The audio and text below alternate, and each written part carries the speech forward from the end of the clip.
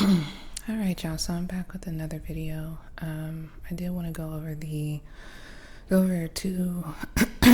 two trades that I took last night, last night, and I guess the trades that I'm considering getting into this morning. So I am recording this video at 2:45 a.m.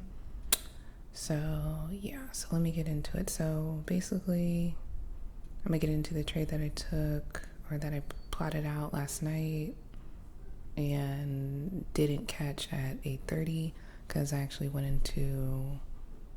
a shower and I didn't put in the trade. I got the alerts, but I didn't actually get into the trade. And so you can kind of see here on the 1 hour chart, around 8 o'clock, price shot up totally, and just, it was pretty crazy. So let me see if I can get there we go. Get the markups up. So it's a lot kind of going on, but this is the markup chart. Basically right here, I'm kind of try to zoom out a little bit. But this was right here was the day trend line.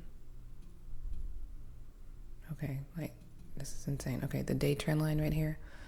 So price had shot above that trend line, come down into this kind of zone area, which I kind of marked out right here. It's kind of in this light yellow box, if you will.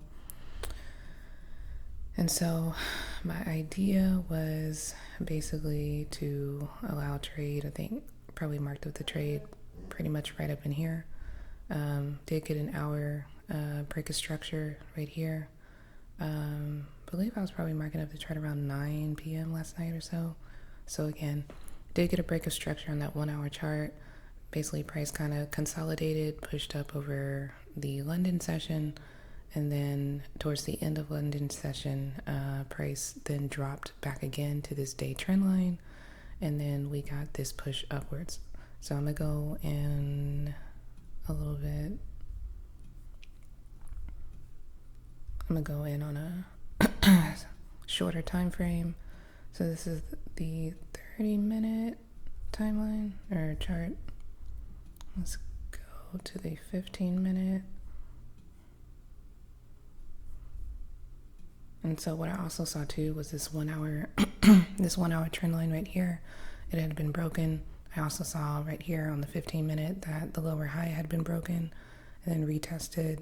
You can kind of see consolidation moving upwards here. And again, it did eventually break that day trend line, pushed on up, and this is the trade that I had set up. I'm gonna bring it to the front so maybe you guys can see it a little bit better. That's kind of weird. I guess that's the thing that, yeah, it was kind of weird. But anywho, so that was the trade that I got into. So basically, again, kind of came in on the 5-minute and saw another break of structure, another break of a temporary trend line right here, 5-minute trend line. And so that's pretty much what I was looking for in order to get back into the trade. I did put my stop loss. The main stop loss was down here. I feel like this screen is so small I can't like really navigate. But the stop loss was put right here, pretty much underneath this 15-minute inefficiency and the 1 hour inefficiency. And you can see that price did come down and hit both, and then went ahead and just skyrocketed up again around that 8:15, 8:30 mark. So I did put an alert in here because I didn't set a limit order, because I really don't like limit orders, because sometimes limit orders, you know, it'll go through the order, enter in, and then it'll just kind of slap through, run through the stop loss. So I really don't like putting in limit orders, but in this instance, on this particular trade, it actually would have been a good thing to actually have gotten in or put in a limit order. So that's what we have here. I think that's pretty self-explanatory. Again, it was a pretty nice trade. This stop loss right here, the stop loss that I had marked up, was just pretty much like a manual stop loss. That's kind of, again, the approach that I've been taking. Instead of actually putting the actual stop loss right here, giving, you know, just a little bit more room on the stop loss, basically this whole entire stop loss being the max that I would ever want to lose, and then putting in a manual stop loss that I then put an alert on just to let me know, like, okay, price has gotten there, and then it gives me the ability, the chance to basically look at the chart and see if I want to stay in the trade or not. So again, price totally came down. I was alerted, but I thought, I was pretty much waiting for a price to kind of come back up above this day trend line and then kind of do a retest here before getting in. I didn't expect for a price to shoot up that quickly, and so unfortunately I ended up missing this trade. So that was not fun. And so once I did get into the trade, or once I did get to get to my computer, get to the chart, this is where price was. So I did take a little trade here, but it ended up just closing at break even, pretty much over here, because over here. So price did actually go above the higher high of where I was, because pretty much I got off the chart around 10:30 because I was like, I don't have time to be sitting here. And price eventually did push back up. It went into some drawdown, pushed back up, but by the time I was out doing things, running around, doing errands, price ended up stopping me out at break even, because I ended up moving the trade at break even around like 11 o'clock or so. So just to kind of show that trade, we'll go down to the 5 minute. But again, this really wasn't like, this definitely was not like an A+ setup at all. This was just kind of like, dang, I missed the move and I'm trying to get in. And there was this like, is this the 1 minute trend line? So this was like a 1 minute trend line here. And so I saw that kind of move up and got into the trade around right here. And price pushed up, but I decided to hold it because I was looking for their price to go at least like 50, as you can kind of see. You can kind of see right there. But price did not go up 50 points. It only went about 30, 35. And so that was kind of unfortunate. So, I mean, it wasn't necessarily unfortunate. It ended up being a break-even trade. So that was okay. Now, what happened before I took a little nap at 8, I got into another trade here, hoping that price would push up to this previous daily high. And I should have known better. But I should have known better. I should have basically known that price would go down to this Asian low, which it absolutely did. And now you can see it kind of bouncing off of that Asian low. So I did get in here.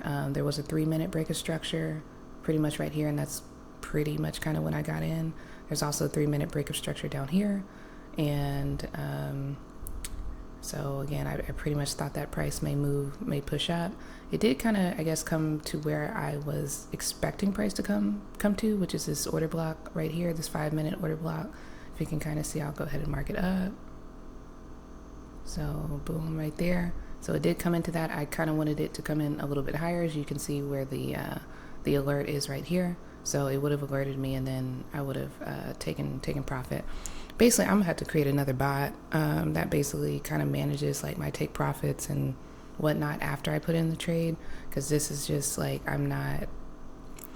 I just be moving and I'm not necessarily paying attention, or just stuff be going on. So I need to create another bot that kind of trails, or just kind of handles my my trade management after the fact, after I get into the trade. So because this could have been, I could have moved price to break even, or I could have taken profit at, that 5 minute order block. So that is what I was expecting to happen. So again, this pretty much was not an A+ setup at all.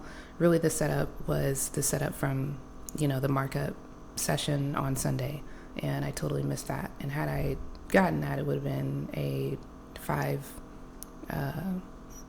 ratio reward. I think I'm saying that right. So anywho, so that's what happened. And so basically, I'm not going to get into anything else. I'm gonna just kind of wait until basically 6:30 to get into another trade, and I'm gonna try to get this account on up. Basically, I'm trading only live funds now.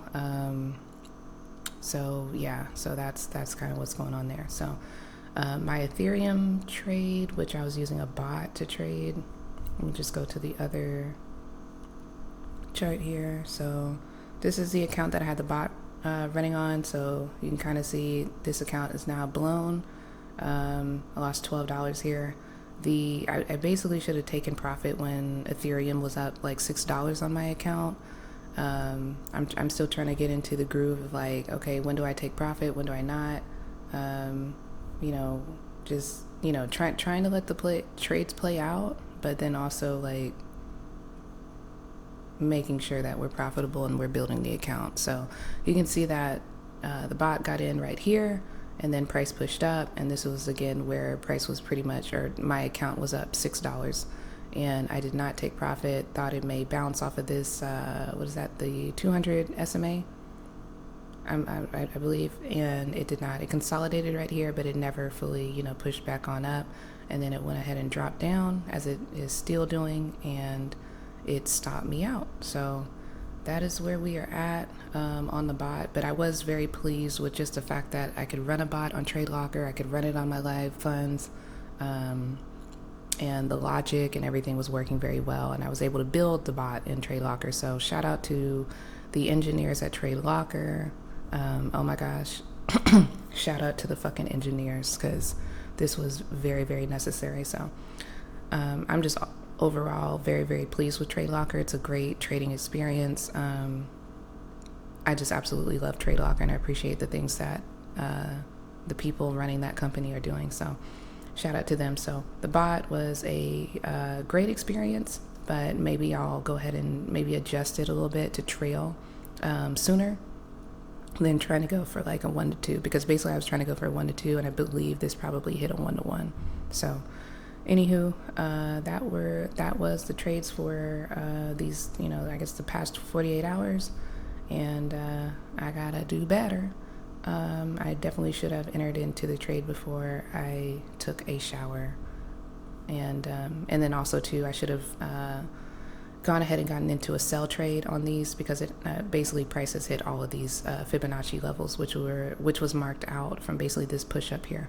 So basically what I'm going to be expecting is for price to continue to kind of fall a little bit lower, bit beneath Asian low, maybe hitting London low, and then basically looking for a push up in New York session. So I'm gonna go ahead and close this video on out. You can even see on the 5-minute price is oversold right now. So yeah, I hope this video was helpful and informative. I'm trying to get better, not really a talker, but hopefully this video can help somebody kind of see the market a little bit more clearly, as well as helping just myself kind of understand why I got into trades and just holding myself accountable. So thank you guys for watching this video. See you in the next one.